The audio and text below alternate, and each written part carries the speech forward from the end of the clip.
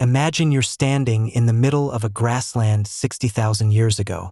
No gun, no knife made of steel, no phone to call for help, just a sharpened stick, a handful of friends who are just as scared as you are, and a mammoth the size of a school bus standing 200 feet away, staring right at you. You have two choices: run or eat tonight. For over 2 million years, hunting wasn't a hobby, it wasn't a sport, it was survival.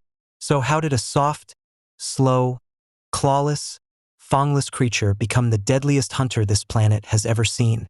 On paper, humans should not have survived. We don't have claws. We don't have fangs. A lion can hit 50 miles an hour, we can barely hit 15 if we're lucky and terrified. Early hominids weren't apex predators. They were scavengers, sneaking in after the lions had already eaten.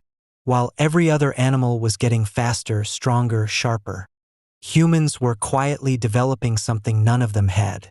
What if I don't need to be faster than the deer? What if I just need to be smarter than the deer?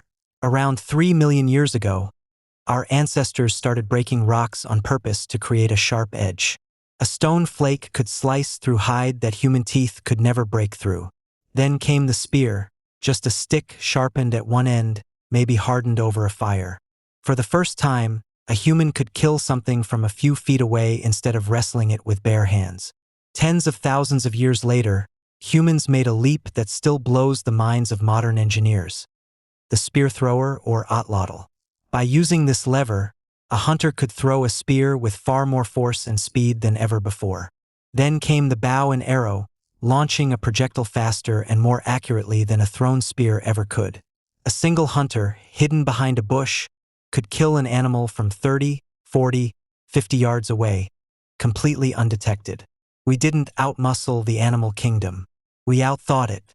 The woolly mammoth, 10 to 12 feet tall, weighing up to 6 tons, with curved tusks that could gore a human in one swing. How on earth do you kill something that outweighs a car? You don't do it alone, and you don't do it fair. Hunters would identify a natural funnel, a narrow canyon, a steep drop, or a cliff, and drive a herd toward it, shouting, waving torches, banging rocks together, anything to create noise and panic. The animals, terrified and disoriented, would run straight toward the trap, straight off a cliff. There's a site in Wyoming called the Vor Buffalo Jump, used for hundreds of years to hunt bison the same way. Ancient humans also hunted cave bears, giant elk with antlers 12 feet across, wild horses, and aurochs. Ancient humans almost never hunted the big, dangerous game alone. They hunted as a team. Some ancient humans didn't use spears at all to make the kill. They used something far stranger: exhaustion. Most four-legged animals are far faster than a human over a short distance.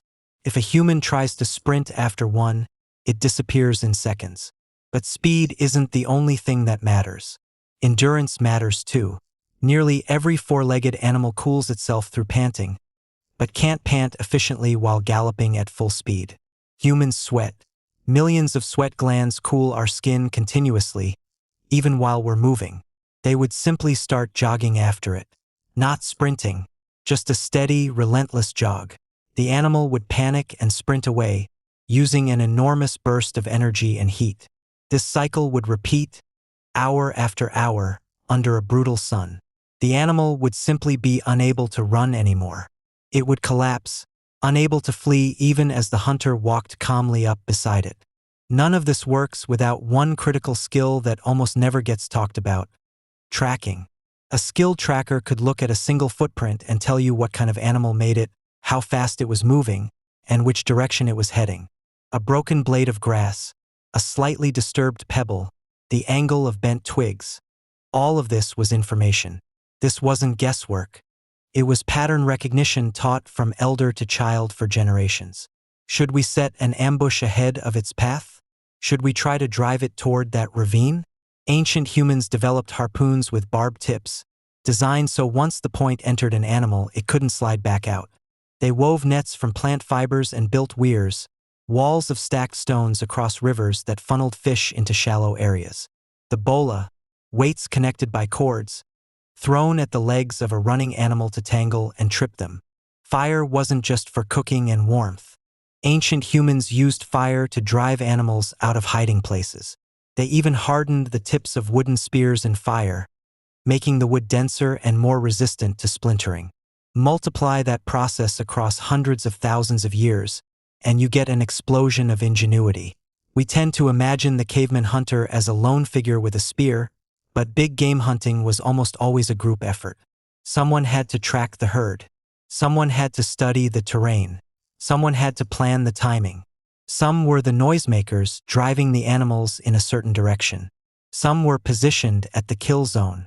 This required an enormous amount of trust, communication, and shared understanding. Sharing the meat from a big kill wasn't just practical, it was social glue. It built alliances. Hunting large, dangerous animals with Stone Age technology was extraordinarily dangerous, and it killed people constantly. A wounded mammoth or bison doesn't just stand there and die peacefully. Panics, charges. A failed hunt didn't just mean disappointment. It could mean the difference between a community eating and starving. Gathering, fishing, and hunting smaller animals was often the steady backbone of survival. The human brain grew dramatically larger, fueled by the calorie-dense meat and fat that hunting provided. You are walking around today in a body that was engineered by 2 million years of hunting for survival. That mammoth didn't stand a chance. Not because we were stronger, because we were smarter and because we weren't alone.